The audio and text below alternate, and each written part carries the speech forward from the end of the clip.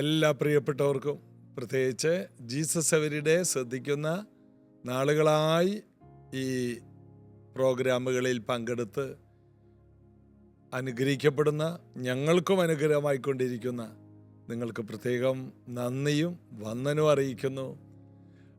ദൈവത്തിൻ്റെ വിശ്വസ്തതയാൽ നമുക്ക് നീണ്ട നാളുകൾ ഒരുമിച്ച് കൂടാൻ കർത്താവ് കൃപ തന്നു. ഇതൊരു പുതിയ ആഴ്ചയാണ്. ഈ ആഴ്ചയിൽ ഒരു പ്രത്യേകതയുള്ളത്, ഇന്നു മുതൽ ശനിയാഴ്ച വരെ നീണ്ട ദിവസങ്ങൾ പ്രൈസ് ജനറേഷൻ ചർച്ചിൽ വെച്ച് ഉപവാസ പ്രാർത്ഥനയാണ്. താല്പര്യമുള്ളവർക്ക് കടന്നു വരാൻ സാവകാശമുണ്ട്. മാത്രമല്ല, കുട്ടികളുടെ അവധിക്കാലമായതുകൊണ്ട് എല്ലാ കുട്ടികളും നിങ്ങൾ കടന്നു വരണം. നിങ്ങളെയും കൂടി ഉൾക്കൊള്ളിച്ചുകൊണ്ടുള്ള ചില കാര്യങ്ങൾ ഈ ഉപവാസ പ്രാർത്ഥനയിൽ ക്രമീകരിക്കുന്നുണ്ട്. അതുകൊണ്ട് നിങ്ങൾക്ക് വളരെ വളരെ പ്രയോജനപ്പെടുന്നതായിരിക്കും ഈ പ്രാവശ്യത്തെ ഉപവാസ പ്രാർത്ഥന. കർത്താവ് എല്ലാ പ്രിയപ്പെട്ടവരെയും കൃപയുടെ കരങ്ങളിൽ വഹിക്കട്ടെ. നമുക്കൊരുമിച്ച് ചേർന്ന് പാടി യേശുവിനെ ആരാധിക്കാം.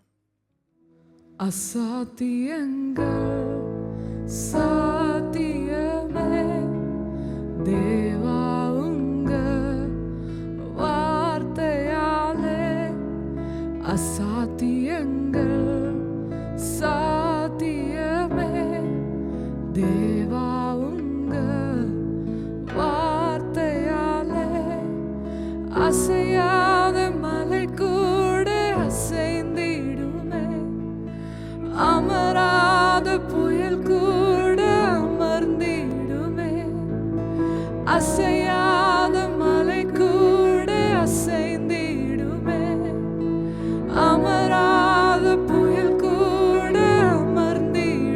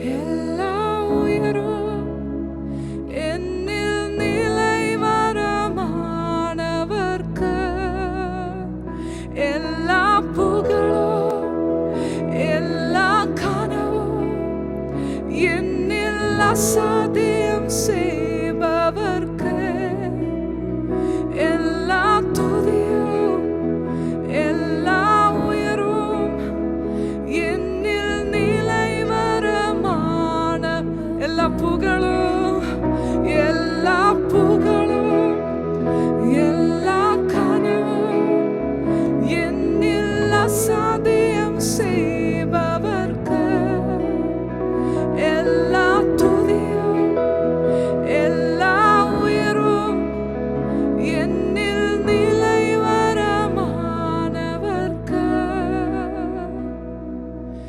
எனக்காய் நிற்கும் இயேசுவுக்கு எனக்காய் பேசும் இயேசுவுக்கு எனக்காய் நிற்கும் இயேசுவுக்கு எனக்காய் பேசும் இயேசுவுக்கு. കഴിഞ്ഞ ദിവസം പറഞ്ഞതുപോലെ യോഹന്നാൻ്റെ സുവിശേഷം ഏകദേശം അവസാനിച്ചു. ഒത്തിരി സന്തോഷമുണ്ട് ആ സുവിശേഷങ്ങളിലൂടെ കയറി ഇറങ്ങാൻ കർത്താവ് നമുക്ക് കൃപ തന്നല്ലോ. യോഹന്നാൻ്റെ സുവിശേഷത്തിലെ 21 അധ്യായവും നമ്മുടെ ജീവിതത്തിൽ അനേക വെളിപ്പാടുകളും കൃപയും പകർന്നു തരാൻ ഇടയായി തീർന്നു. ഇപ്പോഴിതാ ഇന്നു മുതൽ അപ്പോസ്തല പ്രവൃത്തി നമ്മളിവിടെ ആരംഭിക്കുകയാണ്. 28 അധ്യായങ്ങളുണ്ട്. അപ്പോസ്തല പ്രവൃത്തിയിലൂടെ നമുക്ക് ചില നാളുകൾ പ്രാർത്ഥനാപൂർവ്വം യാത്ര ചെയ്യാം. അപ്പോസ്തല പ്രവൃത്തി എന്ന് പറഞ്ഞാൽ അപ്പോസ്തലന്മാരുടെ പ്രവർത്തികൾ, അതായത് അപ്പോസ്തലന്മാരെ പരിശുദ്ധാത്മാവ് ഉപയോഗിച്ചപ്പോൾ സംഭവിച്ച പ്രവർത്തികൾ.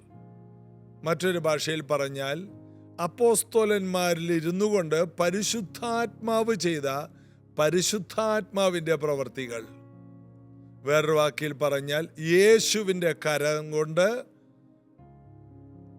യേശു പ്രവർത്തിച്ച, അപ്പോസ്തലന്മാരെ ഒരു ഉപകരണമാക്കി യേശു പ്രവർത്തിച്ച പ്രവർത്തികൾ. എങ്ങനെ പറഞ്ഞാലും ഒന്ന് തന്നെയാണ്. ഈ അപ്പോസ്തല പ്രവൃത്തിയിൽ അവരോട് കൂടെ കർത്താവ് ഇരുന്ന് അത്ഭുതങ്ങളാലും അടയാളങ്ങളാലും വീര്യപ്രവർത്തികളാലും വചനത്തെ ഉറപ്പിച്ചു. കർത്താവ് അവരോട് കൂടെ ഇരുന്നു. ഞാൻ നിങ്ങളോട് കൂടെ ഇരിക്കും, ലോകാവസാനത്തോളം എല്ലാ നാളും കൂടെയുണ്ടെന്ന് പറഞ്ഞ കർത്താവ് കൂടെയുണ്ടെങ്കിൽ സാധാരണ മീൻപിടുത്തക്കാർ ലോക ചരിത്രത്തെ മാറ്റിമറിക്കുന്ന, ഭൂമിയെ കീഴ്മേൽ മറിക്കുന്നവരായി മാറും എന്നുള്ളതിൻ്റെ ഒരു തെളിവ് കൂടിയാണ് അപ്പോസ്തല പ്രവൃത്തി. സാമാന്യരും പഠിപ്പില്ലാത്തവരും ലോക ചരിത്രത്തിൻ്റെ ഉയർന്ന നിലകളിലേക്ക് ചവിട്ടിക്കയറിയത് പരിശുദ്ധാത്മാവ് അവരുടെ മേൽ വന്നതുകൊണ്ടാണ്. നമുക്ക് ഈ അധ്യായത്തിലൂടെ ആരംഭിക്കാം. അപ്പോസ്തല പ്രവൃത്തി 1-ാം അധ്യായത്തിൻ്റെ 1-ാമത്തെ വാക്യം. തിയോഫിലോസേ, ഞാൻ എഴുതിയ 1-ാമത്തെ ചരിത്രം യേശു തിരഞ്ഞെടുത്ത അപ്പോസ്തലന്മാർക്ക് പരിശുദ്ധാത്മാവിനാൽ കൽപ്പന കൊടുത്തിട്ട് ആരോഹണം ചെയ്ത നാൾ വരെ അവൻ ചെയ്തും ഉപദേശിച്ചും തുടങ്ങിയ സകലത്തെയും കുറിച്ച് ആയിരുന്നല്ലോ. തിയോഫിലോസിന് ലൂക്കോസ് എഴുതുന്ന ഒരു പുസ്തകമാണ് ഇത്. അതായത് ലൂക്കോസിൻ്റെ സുവിശേഷം ആ ചരിത്രത്തിന് ശേഷം വീണ്ടും വളരെ സൂക്ഷ്മതയുള്ള ഒരു ചരിത്രം കൂടി ലൂക്കോസ് എഴുതുന്നതാണ് നമ്മൾ ഇവിടെ കാണുന്നത്. അതിൽ തിയോഫിലോസെ എന്ന് പറയുമ്പോൾ തിയോഫിലോസ് ആരാണെന്ന് ചോദിച്ചാൽ അദ്ദേഹം ഒരു ഉയർന്ന പദവിയുള്ള റോമൻ ഉദ്യോഗസ്ഥനാണ്. ഉയർന്ന ഒരു മനുഷ്യനാണ്. അദ്ദേഹത്തിൻ്റെ നിലവാരത്തിൽ മനസ്സിലാകുന്ന നിലയിൽ ആണ് ഇദ്ദേഹം ലൂക്കോസ് ഈ പുസ്തകം എഴുതിയിരിക്കുന്നത്. സാധാരണക്കാർക്കും ഉയർന്നവർക്കും എല്ലാം മനസ്സിലാകുന്ന നിലയിൽ വളരെ വ്യക്തമായ ഒരു ചരിത്രം ലൂക്കോസ് എഴുതിയിരിക്കുന്നതാണ് നമ്മളിവിടെ കാണുന്നത്. അപ്പോൾ തിയോഫിലോസെ, ഞാൻ എഴുതിയ 1-ാമത്തെ ചരിത്രം, അതാണ് ലൂക്കോസിൻ്റെ സുവിശേഷം.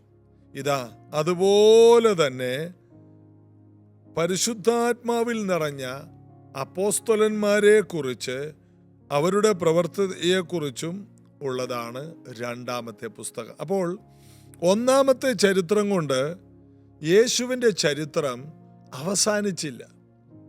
ലൂക്കോസിൻ്റെ സുവിശേഷം യേശു ക്രൂശിൽ മരിച്ചു, അടക്കപ്പെട്ടു, ഉയർത്തെഴുന്നേറ്റു, അതുകൊണ്ട് തീർന്നില്ല. യേശുവിനെ ക്രൂശിച്ചത് കൊണ്ട് യേശുവിൻ്റെ ചരിത്രം തീരുന്നില്ല. യേശുവിനെ ക്രൂശിച്ചതോടുകൂടി യേശു ക്രിസ്തുവിൻ്റെ ചരിത്രം ആരംഭിക്കുകയാണ്. യേശു മരിച്ചു, ക്രിസ്തുവിൻ്റെ ചരിത്രം ആരംഭിക്കുകയാണ്. നിങ്ങൾ ക്രൂശിച്ച ഈ യേശുവിനെ ദൈവം കർത്താവും ക്രിസ്തുവുമാക്കി വെച്ചു എന്നാണ് അപ്പോസ്തല പ്രവൃത്തിയിലെ പ്രധാന പ്രസംഗത്തിൽ പത്രോസ് അപ്പോസ്തലൻ പറയുന്നത്. യേശുവിനെ നിങ്ങൾ ക്രൂശിച്ചു, ദൈവം അവനെ ഉയർപ്പിച്ച് കർത്താവും ക്രിസ്തുവുമാക്കി വെച്ചു. അപ്പോഴാണ് അവരുടെ ഹൃദയത്തിൽ കുത്തുകൊണ്ടിട്ട് ഞങ്ങൾ ഇനി എന്ത് ചെയ്യണം, രക്ഷിക്കപ്പെടാൻ ഞങ്ങൾ എന്ത് ചെയ്യണം, അതിനുള്ള പരിഹാരം അദ്ദേഹം പറഞ്ഞു കൊടുക്കുന്നതും ഒക്കെയും നമുക്ക് 2-ാം അധ്യായത്തിൽ നമുക്ക് കാണാൻ കഴിയും. ഇവിടെ നമ്മൾ വായിച്ചത്, തെയോഫിലോസേ, ഞാൻ എഴുതിയ ഒന്നാമത്തെ ചരിത്രം യേശു തെരഞ്ഞെടുത്ത അപ്പോസ്തലന്മാർക്ക് പരിശുദ്ധാത്മാവിനാൽ കൽപ്പന കൊടുത്തിട്ട് ആരോഹണം ചെയ്ത നാൾ വരെ അവൻ ചെയ്തും ഉപദേശിച്ചും തുടങ്ങിയ സകലത്തെയും കുറിച്ചായിരുന്നു. തിയോഫിലോസ് എന്ന വാക്കിൻ്റെ അർത്ഥം ലവർ ഓഫ് ഗോഡ്, ദൈവത്തിൻ്റെ സ്നേഹിതൻ. അപ്പോൾ ദൈവവുമായി ഒരടുത്ത സ്നേഹ ബന്ധമുള്ള തിയോഫിലോസിന് വേണ്ടിയാണ് ഈ ലേഖനം എഴുതുന്നത്. ദൈവവുമായി ഒരടുത്ത ബന്ധമുള്ളവൻ, ലവർ ഓഫ് ഗോഡ്. അബ്രഹാം ദൈവത്തിൻ്റെ സ്നേഹിതൻ ആയിരുന്നു, അതുപോലെ തന്നെ തിയോഫിലോസും. അപ്പോൾ ദൈവത്തിൻ്റെ സ്നേഹിതന്മാരുടെ പ്രത്യേകത, ദൈവത്തിൻ്റെ ഒപ്പം നടക്കും, ദൈവത്തിൻ്റെ വഴിയിലൂടെ പോകും, ദൈവം പറയാൻ പറഞ്ഞതെല്ലാം പറയും, ദൈവം ചെയ്യാൻ പറയുന്നതെല്ലാം ചെയ്യും. ഇതാണ് ദൈവത്തിൻ്റെ കൂടെ നടക്കുന്ന ദൈവത്തിൻ്റെ സ്നേഹിതൻ്റെ പ്രത്യേകത. ചാർച്ചക്കാരെയും പിതൃദേശത്തെ സ്വന്തം ഭവനത്തെയും അബ്രഹാം വിടുവാൻ കാരണം ആ ദേശത്തുള്ള എല്ലാ സ്നേഹബന്ധത്തെക്കാൾ വലിയ ഒരു സ്നേഹിതനാണ് ദൈവമെന്ന് അദ്ദേഹത്തിന് മനസ്സിലായതുകൊണ്ടാണ്. ദൈവത്തിൻ്റെ സ്നേഹിതനായി മാറുവാൻ അദ്ദേഹത്തിന് കഴിഞ്ഞു എന്നുള്ളത് അതൊരു വലിയ കാര്യമാണ്. അതുപോലെ തന്നെ തിയോഫിലോസും ദൈവത്തിൻ്റെ സ്നേഹിതനായിരുന്നു. അതുകൊണ്ട് അദ്ദേഹത്തിന് ഒരു പുസ്തകം തന്നെ ചമക്കുവാൻ ലൂക്കോസ് ഒരു വലിയ പരിശ്രമം നടത്തുകയാണ്, സൂക്ഷ്മതയോടെ. അപ്പോൾ അതിനകത്ത് ഒന്നാമത്തെ കാര്യം, യേശുവിൻ്റെ ഒന്നാമത്തെ ഈ ഭൂമിയിലെ ചരിത്രം കൊണ്ട് യേശുവിൻ്റെ ചരിത്രം തീരുന്നില്ല. യേശുവിൻ്റെ ചരിത്രം ക്രൂശ് മരണത്തോടുകൂടി ആരംഭിക്കുകയാണ്. പലരുടെയും ചരിത്രം ഇല്ലാതെയാക്കാൻ നോക്കിയാലും കല്ലറ തുറന്നുകൊണ്ട് ആ ചരിത്രം വീണ്ടും ജീവിക്കുമെന്നുള്ളതിൻ്റെ തെളിവാണ് നമ്മുടെ കർത്താവിൻ്റെ ക്രൂശ് മരണവും ഉയർപ്പും ആരോഹണവുമെല്ലാം. അതിൽ നിന്ന് മനസ്സിലാക്കേണ്ട കാര്യം, നിന്നെ ക്രൂശിച്ചാൽ ഒരു കാര്യം നീ അറിയണം, നീ ഉയർത്തെഴുന്നേൽക്കും. നീ നീതിമാനാണോ, നീ നിഷ്കളങ്കതയോടെ ജീവിക്കുന്ന വ്യക്തിയാണോ, നിന്നെ ക്രൂശിച്ചാൽ നീ ഉയർക്കുന്ന ഒരു സമയം വരും. ഒന്നാമത്തെ ചരിത്രം ലൂക്കോസിന്റെ സുവിശേഷം, രണ്ടാമത്തെ ചരിത്രമാണ് അപ്പോസ്തല പ്രവൃത്തി. 28 അധ്യായങ്ങളിൽ പത്രോസും പൗലോസും 2 വലിയ അപ്പോസ്തലന്മാരുടെ ചരിത്രമാണ് ഇതിനകത്ത് പ്രധാനമായി വരുന്നത്. അപ്പോസ്തല പ്രവൃത്തി 1-ാം അധ്യായം മുതൽ ഒരു 10-12 അധ്യായങ്ങൾ വരെ പത്രോസിൻ്റെ ചരിത്രം നമ്മൾ കാണുന്നു. പിന്നീട് അങ്ങോട്ട് ഒരു 9 മുതൽ 28 വരെ പൗലോസിൻ്റെ ചരിത്രം. പൗലോസ് രക്ഷിക്കപ്പെടുന്നതും അതിനുശേഷം താൻ വളരുന്നതും കർത്താവിൽ ബലപ്പെടുന്നതും അതിനുശേഷം തൻ്റെ മിഷണറി യാത്രയും, അങ്ങനെ സുവിശേഷത്തിൻ്റെ ശക്തിയെ വ്യാപാരം ചെയ്യുന്ന 2 അഭിഷിക്തന്മാരെയാണ് അപ്പോസ്തല പ്രവൃത്തിയിൽ നിന്ന് നമ്മൾ കാണുന്നത്. പത്രോസിനെയും പൗലോസിനെയും. രണ്ടുപേരുടെ പേര് ശൗൽ പൗലോസായി മാറി, ശീമോൻ പത്രോസായി മാറി. രണ്ടുപേരുടെ പേരുകൾ തന്നെ അഭിഷേകം വന്നതോടുകൂടി, ജീവിതം യേശുക്രിസ്തുവിലേക്ക് വന്നതോടുകൂടി അവരുടെ ജീവിതം മാറി മറിഞ്ഞപ്പോൾ അവർക്ക് പേരുകളിൽ പോലും വ്യത്യാസമുണ്ടായി. അതാണ് ഇരുവരുടെയും ചരിത്രം കാണുന്നത്. ഇരുവരും അസാധാരണമായിട്ട് കർത്താവിനാൽ ഉപയോഗിക്കപ്പെട്ടവരാണ്. അത്ഭുത ഉപകരണങ്ങളായിരുന്നു. മൂന്നാമത്തെ ചരിത്രം ആണ് ഇനി നമ്മൾ അറിയേണ്ടത്. ഒന്നാമത്തെ ചരിത്രം ലൂക്കോസിന്റെ സുവിശേഷം. രണ്ടാമത്തെ ചരിത്രം അപ്പോസ്തലന്മാരിലൂടെ 28 അധ്യായങ്ങളിൽ കർത്താവ് ചെയ്യുന്ന വലുതും ചെറുതുമായ കാര്യങ്ങൾ. ഇനി 29ാമത്തെ അധ്യായം മുതൽ നമ്മുടെ ചരിത്രം ആരംഭിക്കണം. അപ്പോസ്തല പ്രവൃത്തി 29 എന്നൊരു പുസ്തകം അപ്പോസ്തല പ്രവൃത്തിയിലില്ലെങ്കിലും ഇന്നും അപ്പോസ്തോലിക ശുശ്രൂഷയുണ്ട്, ഇന്നും പ്രവാചകന്മാരുണ്ട്, ഇന്നും അഭിഷിക്തന്മാരുണ്ട്. അപ്പോസ്തോല ശുശ്രൂഷകൾ നിന്നു പോയിട്ടില്ല. ഇന്നും അസാധാരണമായ നിലയിൽ പരിശുദ്ധാത്മാവിൻ്റെ ഉപകരണങ്ങളായി പ്രയോജനപ്പെടാൻ നമ്മെ തന്നെ ഏൽപ്പിച്ചാൽ അസാധാരണമായിട്ട് നാം ഉപയോഗിക്കപ്പെടും. അതിനുവേണ്ടി നാം നമ്മെ തന്നെ ഒന്ന് എറിഞ്ഞു കൊടുക്കണമെന്ന് മാത്രം. വെറും ഒരു ബർന്നബാസ്, അപ്പോസ്തലന്മാർ അവനെ പ്രബോധനപുത്രൻ എന്ന് വിളിച്ചു. ജോസഫ് എന്നായിരുന്നു അവൻ്റെ പേര്. എന്നാൽ അത് തന്നെയായി അവനെ എന്ത് പേര് വിളിച്ചോ അവൻ അതുപോലെ മറ്റുള്ളവരെ എൻകറേജ് ചെയ്യുന്ന, പ്രോത്സാഹിപ്പിക്കുന്ന, ഉത്തേജിപ്പിക്കുന്ന, ഉന്മേഷം പകരുന്ന ഒരു വ്യക്തിയായി മാറി. ശൗലിനെ ബർന്നബാസിന്റെ കയ്യിൽ കിട്ടി. ബർന്നബാസ് അവനെ പൗലോസ് എന്ന നിലയിലേക്ക് അവനെ വളരാൻ ഉള്ള ചാലുകൾ ഒരുക്കി കൊടുത്തു.